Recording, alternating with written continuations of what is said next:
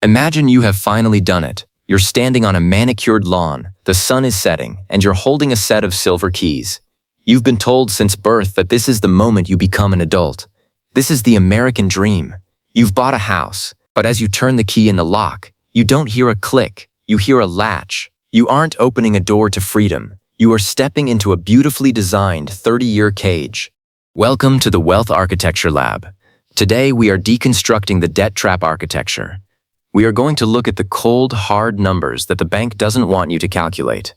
We are going to explore why the system is designed to keep you stationary, predictable, and indebted. By the end of this video, you will understand why the house you live in is likely your biggest financial liability, and why the bank is desperate for you to buy a home instead of building a portfolio.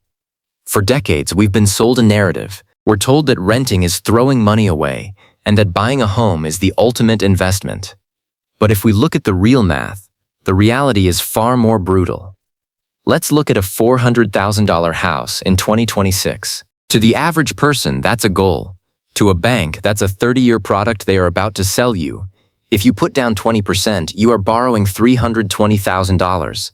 At a 7% interest rate, your monthly principal and interest payment is about $2,100. Over 30 years, you won't pay back $320,000. You will pay back over $760,000. You are paying for the house twice and the bank keeps the second one. But the real math goes deeper than just interest. You have property taxes, which never go away even after the mortgage is paid. You have homeowner's insurance. You have maintenance, which experts say should be budgeted at 1% of the home's value every year. For a $400,000 home, that's $4,000 a year just to keep the roof from leaking and the pipes from bursting. When you add it all up, the owner is often paying significantly more per month than a renter in the same neighborhood. This is the first layer of the trap, the illusion of the asset. An asset, by definition, puts money into your pocket.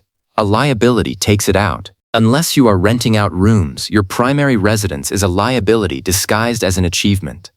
The second layer of the debt trap architecture is the restriction of geographic mobility. The system thrives on predictability. If the bank knows where you sleep, they know where your paycheck is coming from. When you are locked into a 30-year mortgage, you lose your most powerful career tool, the ability to walk away. Imagine a job offer comes along in a different state that pays 50% more. If you are a renter, you can pack your bags and move in 30 days. If you are a homeowner, you are anchored. You have to worry about listing the house, paying a 6% commission to agents, and hoping the market is in your favor, which, on a $400,000 house, is a staggering $24,000 loss right off the top. Many people turn down life-changing opportunities because they are underwater on a mortgage or simply can't deal with the friction of moving. The bank hasn't just bought your debt, they've bought your freedom of movement. This brings us to the concept of systemic control. Why does the government give tax breaks for mortgage interest but not for stock market losses? Why is the American dream centered on a stationary object? Because a stationary population is easier to tax, easier to manage, and easier to keep in the workforce. When you have a massive monthly nut to crack, the mortgage, the taxes, the insurance, you cannot afford to be a revolutionary. You cannot afford to take 2 years off to start a risky business. You cannot afford to quit a toxic job. You become a loyal employee not because you love the company, but because you fear the bank. Stability is often just another word for stagnation. The system profits from your inaction. Every year you stay in that house paying that interest. The bank's portfolio grows while yours sits stagnant in a pile of bricks and mortar. Now, let's talk about the opportunity cost. This is the invisible tax that most people never see. Let's take that $80,000 down payment for our $400,000 house. If, instead of burying that money in the backyard under a foundation, you invested it in a diversified portfolio yielding a conservative 7%, that money would double every 10 years. In 30 years, that $80,000 would be worth over $600,000, and that's without adding another penny. If you took the difference between your all-in housing costs and what it costs to rent a modest apartment, let's say a difference of $1,000 a month, and invested that as well, the numbers become staggering. After 30 years, you could have a liquid portfolio worth millions. Compare that to the house. Even if the house doubles in value to $800,000, you have spent hundreds of thousands in interest, taxes, and maintenance. You have a house, yes, but you can't eat your kitchen cabinets.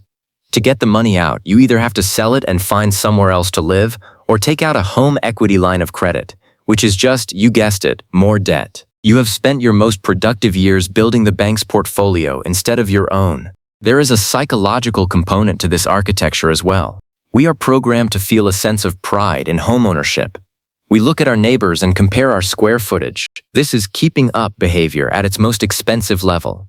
The bank uses your ego against your bank account. They know that you will work harder, stay longer at a job you hate, and settle for less, all to ensure that the sold sign stays in the yard.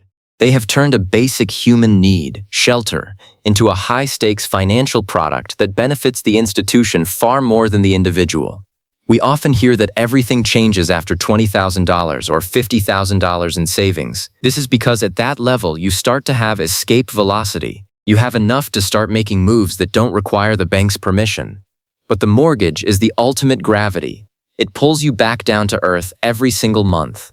It ensures that even if you save $50,000, you are still 1 or 2 missed paychecks away from losing your home, which, as we've established, the bank actually owns. So what is the alternative?